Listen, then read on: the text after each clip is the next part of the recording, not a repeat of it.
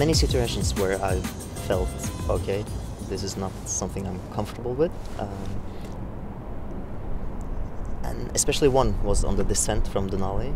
We had slept in Camp 4 and we're supposed to head back.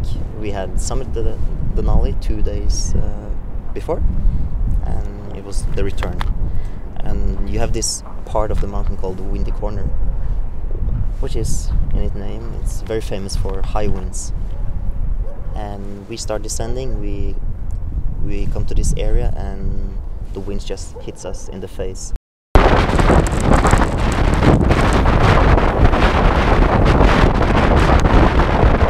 And then we see a passing team on the way upward the mountain, and they have no idea what they are doing. One of them has his skis in one arm and lying on the ground and fumbling around.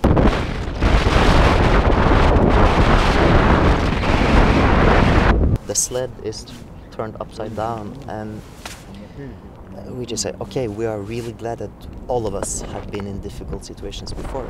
So we know, okay, this is hard. It's not very comfortable, but we just have to go down and we know that we will make it. But that was a long 3, 4, 5 hours we used for a descent that should only take 1 hour. And several places the wind was so strong that we fell, and we just had to use the ice axe and use something called self-arrest and dig the ice axe in the ground so we wouldn't slip off the mountain. And then you're lying there shaking and you really feel, wow, you have to know your stuff. You can't just come here as a regular tourist.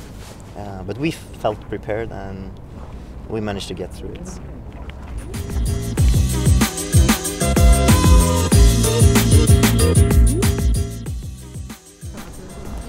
I think most of these mountains are something an average fit person can do. Yeah, so for me it was important to do things step by step and do things more and more difficult, go to tougher and tougher climates and higher peaks. Because if you start with the most difficult one, you might not make it, right? Either home or to the summits. So doing the summits, it's kind of part of the preparation for the more advanced summits? Yes, exactly. So I had milestones and Kilimanjaro, Denali, and all those mountains were a part of the preparations for Everest, of course. And Denali was probably the one with most preparations because it's the toughest and the longest you are on your own, and you really get to test your capabilities when it comes to taking care of yourself and your team.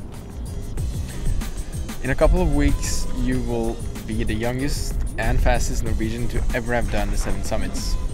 What's next? Yeah. The more time you spend outdoors, the more time you want to spend outdoors. So, and the list of exciting and adventurous treks, expeditions, mountains to climb is endless. So now I have to focus on the last trip of the 7 summits, but of course more will follow. But it's a matter of financing, and it's a matter of taking the time to do it. So I can't reveal anything now, but just stay tuned. Is there downstairs? I'll come find you guys. We'll be there in maximum 10 minutes. Yeah, that's fine. That's fine. Take your time. Okay then. See you in a bit. See you. Awesome. Hey, welcome. Come on in. See you. What's up, Eddie? Hey man, how are you? Good. Welcome. So the reason why we are sitting here today is that we had a chance to sit down with Torkjel, and by chance we came up to that we had a lot of synergy.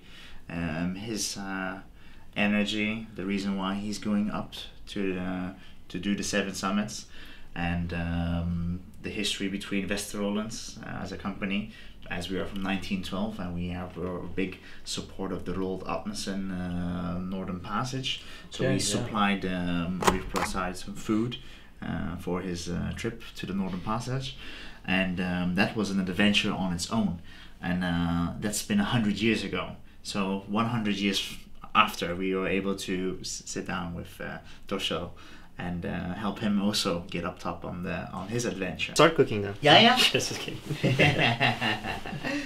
Yeah, looks good. See?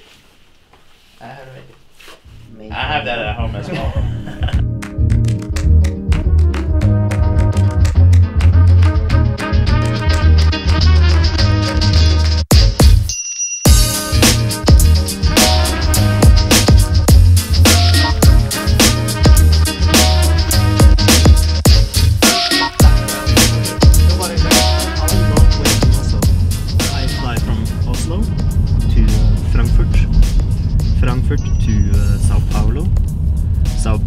To Santiago. In Santiago I pick up my luggage and I check it in again to fly, take a 4-hour flight to Punta Arenas, which is a city south in Chile. And from there I have 2 days in that small coastal village. And the 7th of December I fly with a huge, the old style Russian airplanes. It looks like a Russian airplane, like a Hercules, the huge ones. And a 4-hour flight to Antarctica. And then we land on the middle of the ice. And that's called Union Glacier. That's like the capital of Antarctica, I think, if you can call it that. The company I'm traveling with, ALE, the Antarctic Logistics and Expedition, they have made this preparation pack where they explain everything, what is going to happen, and what you should bring. Of course, I know what to bring, because I've been on expeditions before, but they have just made sure that no one comes there unprepared. Pee bottle, that's essential. Oh, really?